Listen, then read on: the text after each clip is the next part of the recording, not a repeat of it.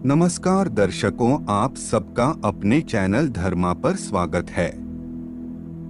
जिस तरह से जीवन एक सत्य है, ठीक इसी प्रकार प्रत्येक व्यक्ति को यह पता है कि उसे एक ना एक दिन मरना है, अर्थात उसकी मृत्यु निश्चित है। यही कटु सत्य है, इस सत्य को बदला नहीं जा सकता है। हम में से बहुत से लोगों ने अपने बड़े बुजुर्गों से सुना है कि जब किसी व्यक्ति की मृत्यु हो जाती है तो उसकी आत्मा 13 दिन तक उसी घर में रहती है। इस बारे में क्या किसी ने सोचा है? अगर नहीं तो चलिए आज आपको इससे संबंधित जानकारी बताते हैं। आखिर क्यों मृतक शरीर की आत्मा 13 दिन तक अपने घर में भटकती रहती है, और साथ ही साथ यह भी बताएंगे कि 13 दिनों तक मृतक के नाम का पिंडदान क्यों किया जाता है। प्रस्तुति आरंभ करने से पहले हम आपसे आग्रह करते हैं कि वीडियो को अंत तक देखें, चैनल को सब्सक्राइब अवश्य करें और अपने मित्रों के साथ शेयर करें।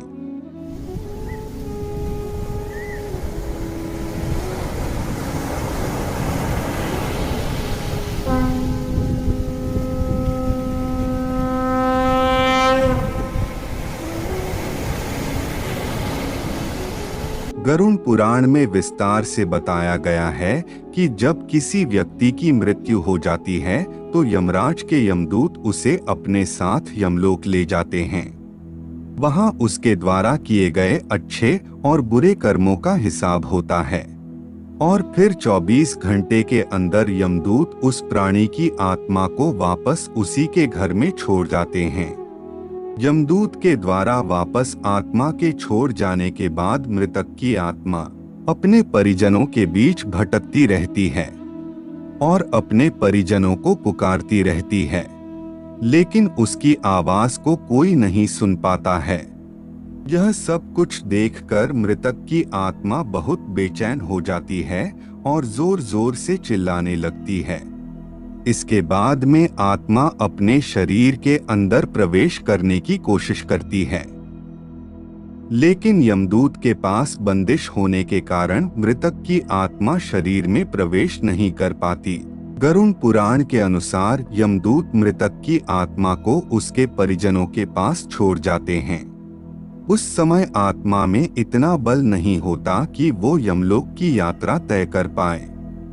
गरुड़ पुराण के अनुसार मृत्यु के बाद 10 दिनों तक जो पिंडदान किए जाते हैं उससे मृत आत्मा के विभिन्न अंगों का निर्माण होता है, और जो 11वें और 12वें दिन पिंडदान किया जाता है उससे मृतक आत्मा रूपी शरीर का मांस और त्वचा निर्माण होता है।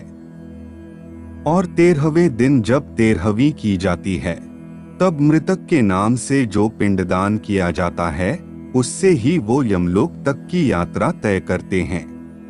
अर्थात मृत्यु के बाद मृतक के नाम का जो पिंडदान किया जाता है उसी से ही आत्मा को मृत लोक से यमलोक तक यात्रा करने का बल मिलता है। इसलिए ही गरुड़ पुराण में बताया गया है, जब किसी मनुष्य की मृत्यु हो जाती है तो उसकी आत्मा 13 दिनों तक अपने परिजनों के पास घर में भटकती रहती है और उसके बाद आत्मा मृत लोक से यमलोक की ओर निकल पड़ती है, जिसे पूरा करने के लिए 12 महीने अर्थात 1 साल का समय लगता है। इसके अतिरिक्त यह भी मान्यता है कि मृतक के नाम से किया गया 13 दिन तक पिंडदान उसके द्वारा लिए जाने वाले 1 साल के भोजन के समान है। इसके अलावा लोगों के मन में यह सवाल जरूर आता है कि अगर किसी मृत व्यक्ति के नाम का पिंडदान नहीं किया गया तो क्या होता है। तो दोस्तों, आपको बता दें कि इसका भी वर्णन गरुड़ पुराण में किया गया है। जिस व्यक्ति का पिंडदान नहीं किया जाता है, यमदूत उसे 13वें दिन जबरदस्ती घसीटते हुए यमलोक की ओर ले जाते हैं और मृतक व्यक्ति की आत्मा को इस दौरान काफी कष्ट उठाना पड़ता है। इसलिए हिंदू धर्म में मनुष्य की मृत्यु के बाद 13 दिनों तक पिंडदान करना आवश्यक माना गया है। आपने देखा होगा कि 13वें दिन परिजनों के द्वारा मृतक व्यक्ति के नाम का भोज करवाया जाता है। अगर यह भोज कर्ज लेकर किया जाए तो मृत व्यक्ति की आत्मा को शांति नहीं मिलती है। इतना ही नहीं, गरुड़ पुराण में यह भी बताया गया है कि जो व्यक्ति जीवित रहते हुए अच्छे अच्छे कर्म करता है, मृत्यु के बाद उसकी आत्मा को यात्रा के दौरान यमदूत कोई कष्ट नहीं देते हैं।